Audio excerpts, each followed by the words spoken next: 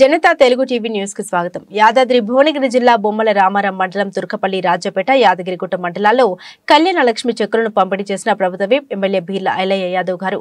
బొమ్మల రామారం మండలంలో 40 చెక్కులు, తుర్కపల్లి మండలంలో 37, రాజపేట మండలంలో 22, యాదగిరిగుట్ట మండలం 54 చెక్కులను పంపిణీ చేశారు.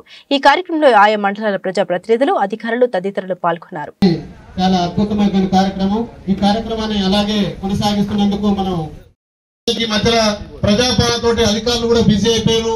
మీ చెక్ల డేట్ అయిపోతుందని చెప్పి త్వరగా పెట్టడం జరిగింది కాబట్టి బ్యాంకు ఖాతాలలో వేయాల్సిందిగా మీ అందరు చేస్తూ ఎంఆర్ఓ కూడా మరి డేట్ తొందర ఉంటే వాళ్ళని తొందరనే అకౌంట్లో వేసుకుంటే మళ్ళీ రిటర్న్ కాకుంటుంటాయి. మాదాపూర్ రండి, చింతకింది 60,000 ముస్తాపూర్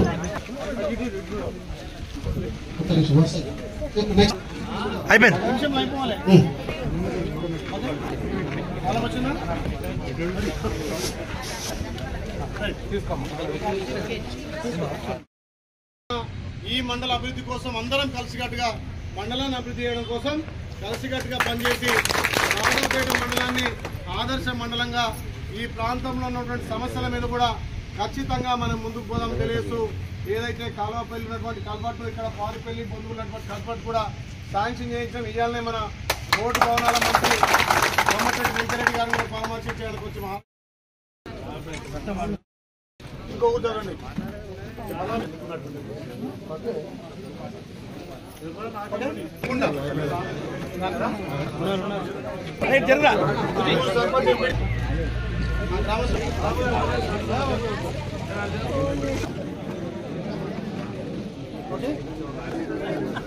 ఓకే ఒక నిమిషం మాట్లాడాల్సిన కోరుతున్నాం. మరి అదేవిధంగా వేదిక మీద ఉన్న ఎంపీపీ చీర శ్రీశైలం అన్న గారికి, మున్సిపల్ చైర్మన్ సుందర్ గారికి, ఎంఆర్ఓ గారికి, ఎంపీడీఓ గారికి, రెవెన్యూ అధికారులందరికీ, వివిధ గ్రామాల నుండి వచ్చిన సర్పంచులందరికీ, ఎంపీటీసీలకు ప్రభుత్వము అన్ని విధాల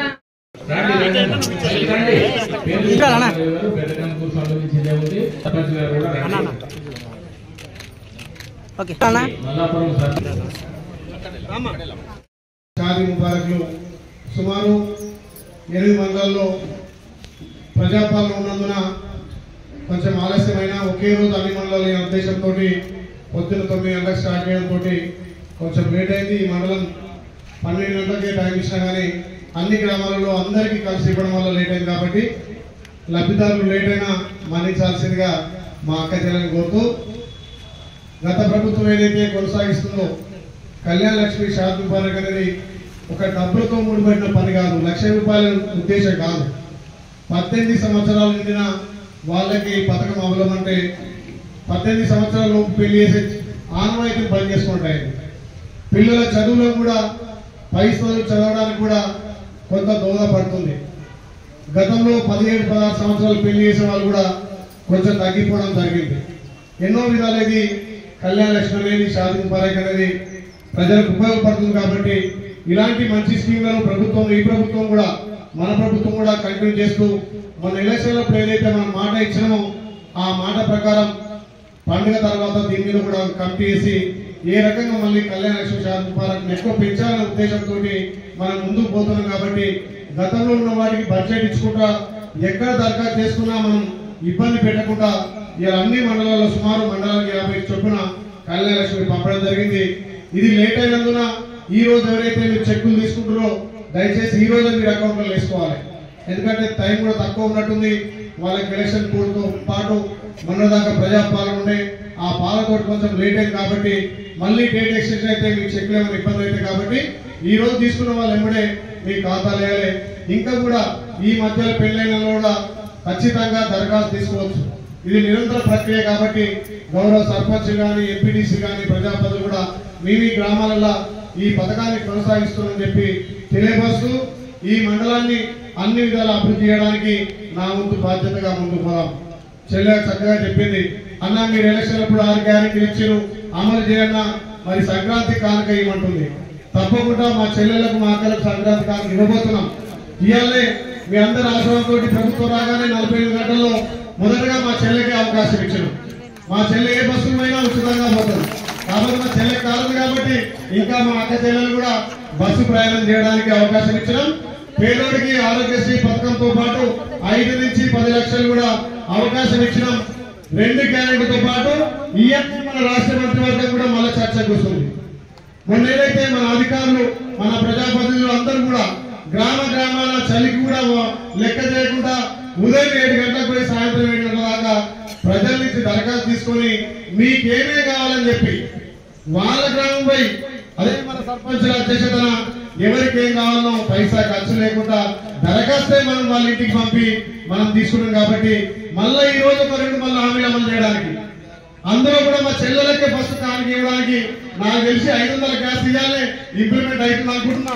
ఎందుకంటే ప్రభుత్వంలో విప్పుగా చెప్పొద్దు కాబట్టి మరి మా చెల్లెకి కానికి ఇవ్వాలి కదా. అందుకే అడ్వాన్స్ గా చెప్తున్నా.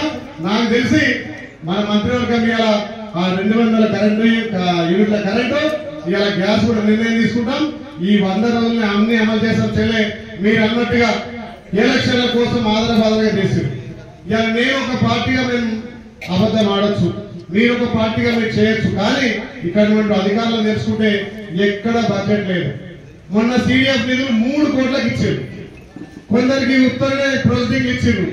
అవన్నీ వస్తే ఇవాళ ఏమనుకుంటారు గ్రామాల్లో మా సర్పంచులు ఎంపీస్ కూడా అయ్యో కాంగ్రెస్ టీఆర్ఎస్ ఉన్నప్పుడు మాకు ప్రొసీడింగ్ ఇచ్చారు, ఇవాళ కాంగ్రెస్ ఆగిన అన్ని బంద్ అయితే అనుకుంటున్నారు.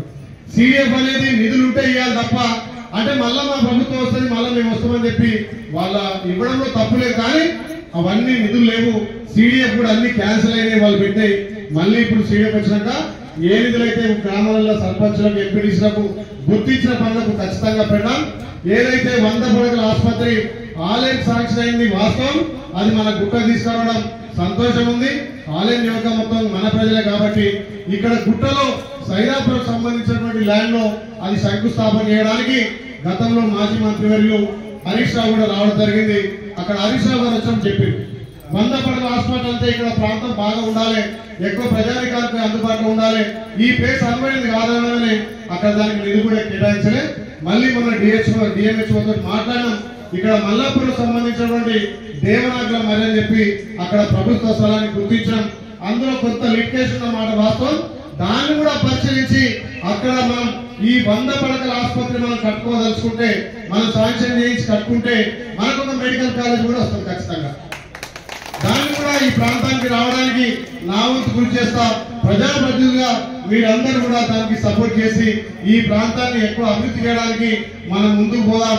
ఇక యాదగిరి పట్టణంలో నిన్న మొన్న మా ప్రజాప్రతినిధులు మున్సిపల్ చైర్మన్ వైస్ చైర్మన్ మా భరత్ గారు కౌన్సిలర్లు సలీం గారు అందరినీ కలిసి తిరిగితే అనాలోచితమైనటువంటి ఆ ఫ్లైఓవర్ పెట్టడం వల్ల ఇవాళ యాదగిరి నిజంగా ఒక పాత బస్ స్టాండ్ గా పాత బస్గా తయారైంది. నిన్ననే ఏసీతో మాట్లాడి ఈతో మాట్లాడి ఆ ర్యాంపు 3 ర్యాంపులు చేయాలి, బడ్జెట్ లేకపోతే నేను అక్కడ ఈఎస్తో మాట్లాడతానని చెప్పి నిన్ననే మాట్లాడినాం. ఇవాళ పొద్దున్నే బడ్జెట్ కూడా దానికి సాక్ష్యం అయింది, వర్క్ కూడా సాక్ష్యం అవుతుంది. అక్కడ కాలేజీ పిల్లలకు కూడా కాలేజీ పోవడానికి స్కూల్ పోవడానికి కూడా ఇబ్బంది ఉందంటే రేపు ఇంకొక ర్యాంప్ కూడా ఏర్పాటు చేస్తామని చెప్పినాం. కాబట్టి ఎలక్షన్లప్పుడే మనకి పార్టీ ఇక్కడ మా చెల్లు పాటించవచ్చు, మా ఎంపీపీ పాటించవచ్చు, మా కౌన్సిలర్ పాటించవచ్చు, మా సర్పంచ్ పాటించవచ్చు. పార్టీలు అనేది ఎలక్షన్ వరకే.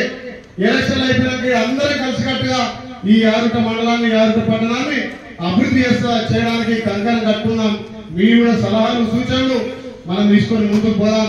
ఈ ప్రభుత్వమే మన ప్రభుత్వం, ఇది ప్రజల ప్రభుత్వం. కాబట్టి ప్రజల ప్రభుత్వంలో ఇచ్చినటువంటి గ్యారెంటీలతో పాటు జనరల్ గా మనకు వచ్చే నిధులు, మనకున్నటువంటి ఇన్ఛార్జి మంత్రుల నిధులు, మనం ముఖ్యంగా ఇవాళ మనకు మన రాష్ట్రంలో ఆర్ఎండ్బి మంత్రి కోమటిరెడ్డి వెంకటరెడ్డి గారు ఇలా పొద్దునే కలిసినాం.